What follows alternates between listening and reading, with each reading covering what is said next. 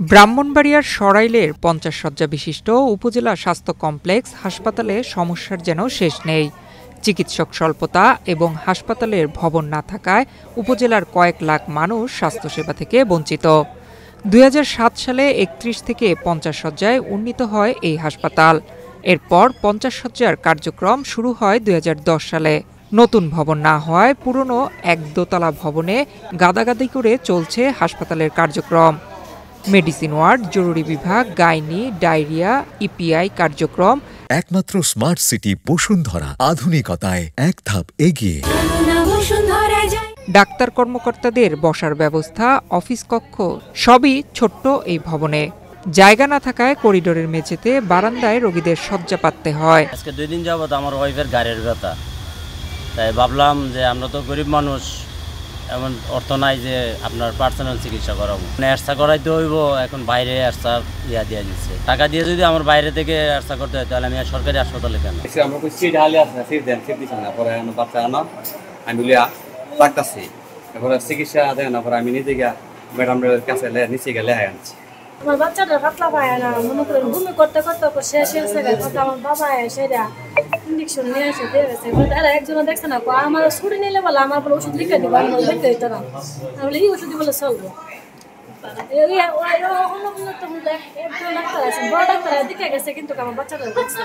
৫০ শয্যার এই হাসপাতালে মোট চিকিৎসক থাকার কথা ২৯ জন, সেখানে বর্তমানে রয়েছেন ১০ জন। এখানে মোট ২৯টি পদ রয়েছেন হেলথ কমপ্লেক্সে।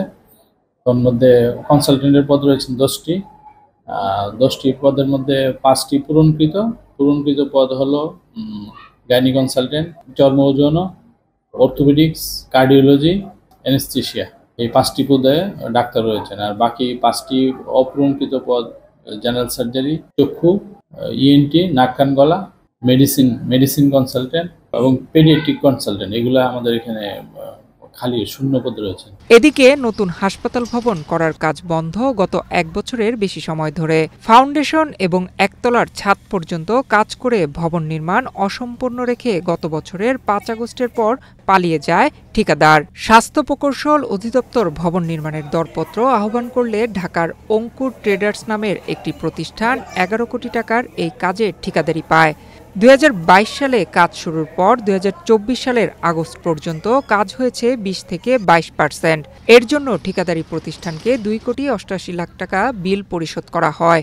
হাসপাতাল ভবনের কাজ সম্পন্ন করতে স্বাস্থ্য প্রকৌশল অধিদপ্তর নতুন উন্নয়ন প্রকল্প প্রস্তাব তৈরি করেছে বলে জানান জেলার সিভিল সার্জন। আমাদের ঊর্ধ্বতন কর্তৃপক্ষকে এই হাসপাতাল পুনর্নির্মাণের জন্য আবেদন করেছি এবং এটা দেখাশোনার জন্য হেলথ ইঞ্জিনিয়ারিং ডিপার্টমেন্ট বা এইচডি কুমিল্লার এক্সচেঞ্জ মহোদয় এসেছিলেন। উনি এই কাজটাকে আগেরটাকে পরিত্যক্ত রেখেই নতুন করে এই কাজটিকে একটু কম্পাইল করে আমাদের মন্ত্রণালয়ে তিনি দিয়েছিলেন, যার পরিপ্রেক্ষিতে আমরা এই কাজটা নতুনভাবে শুরু করার আবেদন করেছিলাম এবং এখনও ওই কাজগুলি নতুন ভবনের কাজ এখনও পরিত্যক্ত অবস্থায় আছে।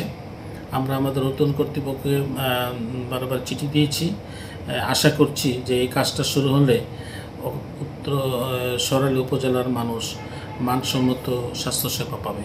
প্রতিদিন প্রায় 4 থেকে 500 লোক স্বাস্থ্যসেবা গ্রহণ করেন এই হাসপাতালে। বসার স্থান না থাকায় ডাক্তার, নার্স, কর্মচারীগণ ঠিকভাবে তাদের দায়িত্ব পালন করতে পারছেন না। অবিলম্বে শূন্য পদগুলো পূরণ করে প্রয়োজনীয় লোকবল নিয়োগের মাধ্যমে স্বাভাবিক স্বাস্থ্যসেবা নিশ্চিত করার দাবি উপজেলাবাসীর।